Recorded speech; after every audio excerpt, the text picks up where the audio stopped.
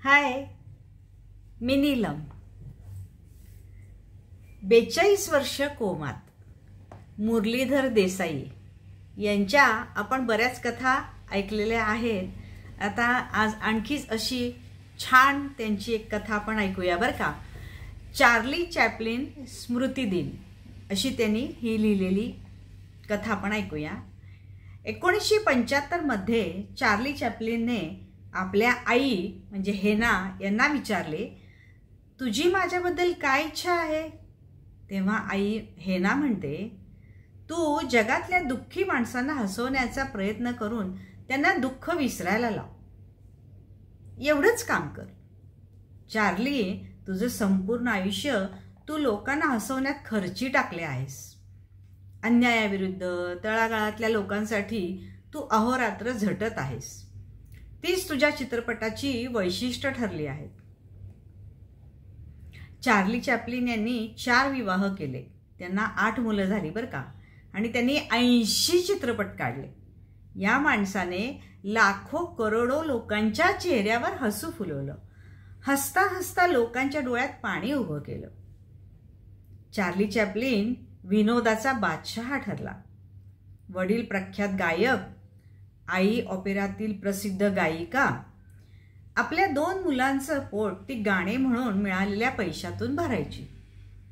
तिला वेडाचे झटके येऊ लागले. अखंड दारिद्र्यात झुंजताना चार्लीची आई दमून गेली. तेव्हा चार्लीनं गरीब परिस्थितीमुळे वयाच्या 5व्या वर्षी रंगभूमीवर पदार्पण केलं. चार्ली चॅप्लिनचा जन्म 16 एप्रिल 1889 मध्ये लंडन येथे झाला. तो 1894 मध्ये रंगभूमीवर आला.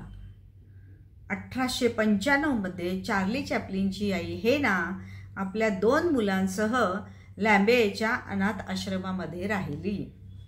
1896 मध्ये चार्ली चॅप्लिनचा व त्याचा भाऊ सिडनी याचे गरीब मुलांच्या शाळेत नाव दाखल केले. 1899 मध्ये चार्ली चॅप्लिनने शाळा सोडली. 1903 मध्ये जुलै महिन्यात चार्ली चॅप्लिनने जिम्स या नाटकात सॅमची भूमिका केली. तर 14व्या वर्षी शेरलॉक होम नाटक लंडनमध्ये केले. 1988 मध्ये चार्लीचा प्लेड कार्नो बरोबर पहिला कामाचा करार झाला.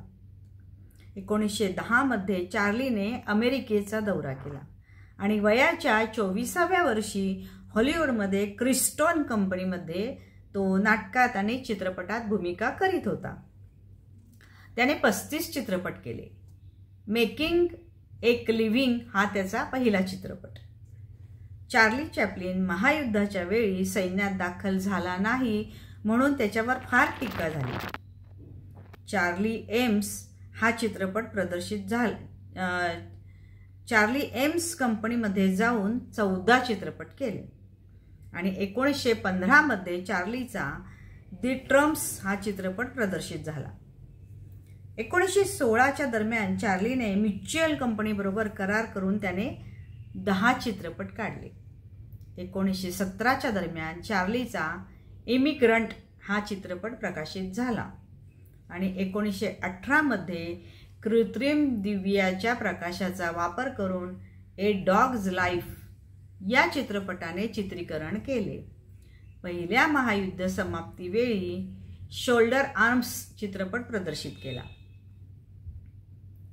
1918 मध्ये 26 वर्षाच्या चॅप्लिनने मिल्ड्रेड हॅरिस या महिलेबरोबर पहिला विवाह केला. 1920 ला चार्लीचा हॅरिस या पत्नीबरोबर घटस्फोट झाला. 1921 मध्ये दी किड हा चित्रपट प्रदर्शित झाला. 1924 ला चार्लीच्या वयाच्या 35व्या वर्षी लिट ग्रे या मुलीशी दुसरा विवाह केला.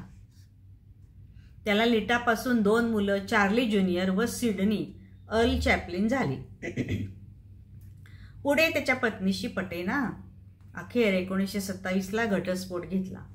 नंतर 1936 ला वयाच्या 47व्या वर्षी चार्ल्स पॉलेट गोदाई हिच्याबरोबर तिसरा विवाह केला. चार्लीचा उनाबरोबर 4था विवाह झाला. 1945 पहिला बोलपट चार्लीने काढला आणि 1947 मध्ये चार्ली चॅप्लिनने अमेरिकेविरुद्ध कारवाया केल्या व चार्ली कम्युनिस्ट असल्याचा आरोप झाला। त्यामुळे 1952 मध्ये त्याला अमेरिकेतून हद्दपार करण्यात आले। मग चार्ली चॅप्लिन आपल्या कुटुंबासह स्वित्झर्लंड येथे स्थिर झाला। 1954 मध्ये चार्ली चॅप्लिनला जागतिक शांततेचे पारितोषिक देण्यात आले। चार्लीने पारितोषिकाची मिळालेली रक्कम लंडन व पॅरिस येथील गोरगरीब, निराश्रित, अंध व अपंग या संस्थांना वाटून दिली आणि 1962 चार्ली चॅप्लिनला ऑक्सफर्ड व डरहॅम या इंग्लंडमधील विद्यापीठाने डॉक्टरेट ही पदवी बहाल केली। 1971 मध्ये पॅरिसने एक मानाचा किताब दिला आणि 1975 मध्ये इंग्लंडच्या राणी एलिझाबेथने सरदारकी हा मानाचा किताब बहाल केला। चार्ली चॅप्लिनचे जीवनच मुळी धक्काधक्कीचे, त्रासाचे, दुःखांचे, वेदनेचे, आधारहीन असे जगल्यामुळे त्याने संपूर्ण आयुष्यभर लोकांच्या दुःख हलके करण्यासाठी, डोळ्यातील अश्रू पुसण्यासाठी, लोकांना सदोदित हसवण्याचा प्रयत्न केला। जगातील लाखो कोट्यावधी लोक अजूनही चार्ली चॅप्लिनची आठवण काढतात। चार्ली चॅप्लिनने जगाचा निरोप घेऊन आज 42 वर्ष झाली। वयाच्या 88व्या वर्षी म्हणजे 25 डिसेंबर 77ला या महाअभिनेत्याने जगाचा निरोप घेतला। जगातील सर्व लोक आजही स्वतःला व मुलांना चार्लीचे कार्टून दाखवितात। 1994 पासून 1977 पर्यंत त्याने लाखो कोट्यवधी लोकांची हसवून सेवा केली। अशा या महान अभिनेत्याला माझा त्रिवार सलाम, मानाचा मुजरा। खरोखर चार्ली चॅप्लिनने इतका सुंदर जगाला संदेश दिलेला आहे की आपण स्वतः कितीही दुःखात त्रासात असलो तरी दुसऱ्याचं तुम्ही दुःख हलकं करा, त्याला थोडा का होईना त्याला दिलासा द्या, प्रेम द्या, आधार द्या आणि त्याच्या चेहऱ्यावर हास्य फुलवा। शेवटी हास्य ही अशी गोष्ट आहे की जी स्वतःलाही प्रफुल्लित करते, दुसऱ्यालाही प्रफुल्लित करते। तुमच्या शरीरातील सगळे टॉक्झिन्सही त्यामुळे बाहेर निघून जातात आणि अशा त्यामुळे बऱ्याच चांगल्या चांगल्या गोष्टी घडतात। तर नक्की तुम्ही स्वतःही हसत राहा, दुसऱ्यालाही हसत राहा। माझ्या चॅनलला लाईक करा, सबस्क्राईब करा, शेअर करा, कमेंट करा। पुन्हा भेटूया नवीन व्हिडिओ सोबत।